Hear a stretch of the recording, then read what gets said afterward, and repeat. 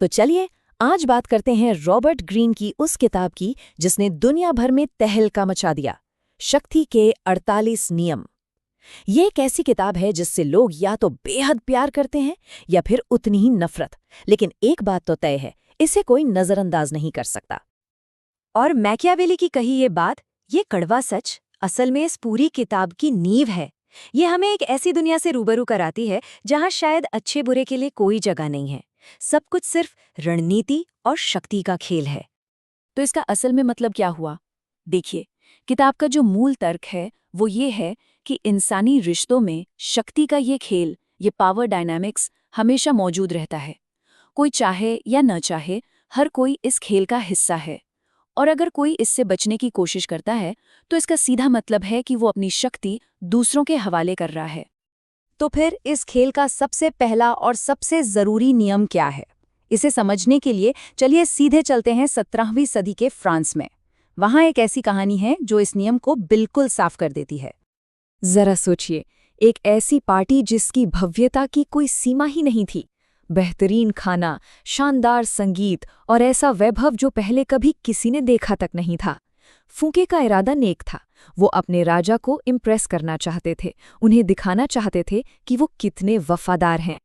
लेकिन यहीं पर कहानी एक दिलचस्प मोड़ लेती है। राजा लुई 14वें खुश होने के बजाय असुरक्षित महसूस करने लगे। उन्हें ऐसा लगा कि उनके ही मंत्री ने उन्हें सबके सामने छोटा दिखा दिया है, कि फूके की चमक के आगे उनकी अपनी शान फीकी पड़ गई है। और इसका अंजाम फूके के लिए विनाशकारी था। राजा ने न सिर्फ उन्हें उनकी जगह दिखाई, बल्कि ये भी पक्का कर दिया कि भविष्य में कोई भी उनसे आगे निकलने की हिम्मत न कर सके। और जानते हैं, इसी घटना के बाद बना था वर्साई का वो भव्य महल, जो फूके के महल से कई कई ज्यादा शानदार था। तो फूके की कहानी का सार क्या है? ये नियम कहता है, अपने से ऊपर वालों को हमेशा ये महसूस कराओ कि वो आपसे बेहतर हैं। आपकी प्रतिभा उनके लिए खतरा नहीं, बल्कि उनकी सेवा में एक औजार की तरह दिखनी चाहिए। तो ठीक है, इस षड्यंत्रकारी दरबार में आगे बढ़ने के लिए किताब कौन से औजार सुझाती हैं? इसमें कोई हैरानी की बात नहीं है कि इनमें से ज्यादातर औजार दिखावे और धोखे की कला पर ही आधारित हैं। ये नियम कहता है कि गुमनामी में खो जाने से तो बेहतर है कि लोग आपकी आलोचना करें। शक्ति के खेल में अगर आपको कोई देख ही नहीं रहा तो आपका कोई वजूद ही नहीं है। सफल होने के लिए एक चुंबक की तरह बनना पड़ता है, जो लोगों का ध्यान अपनी ओर खींचता रहे। लेकिन ध्यान खींचने का मतलब ये बिल्कुल नहीं है कि कोई अपने सारे पत्ते खोल दे। असल में ये नियम पिछले वाले के साथ मिलकर काम करता है।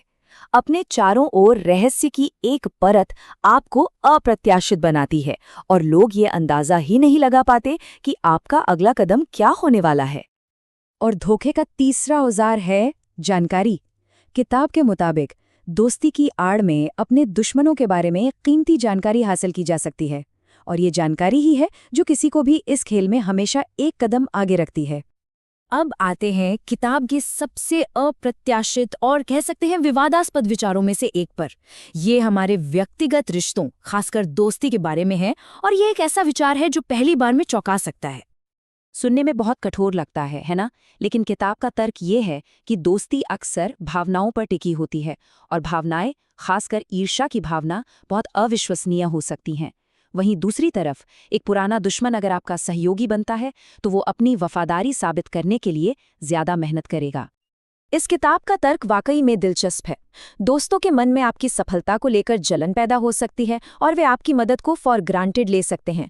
दूसरी ओर एक पुराने दुश्मन से कोई भावनात्मक उम्मीद नहीं होती।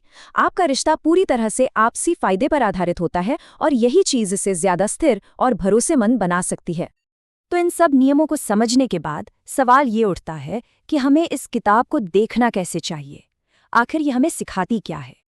और अंत में यही एक सवाल है जो बचता है, क्या ये किताब सत्ता हासिल करने का एक मैनुअल है, या फिर ये एक आईना है जो हमें इंसानी फितरत के अंधेरे पहलुओं को दिखाता है ताकि हम खुद को बचा सकें? इसका जवाब शायद इस बात पर निर्भर करता है कि इसे पढ़ने वाला कौन है। सोचने के लिए वाकई एक दिलचस्प बात है।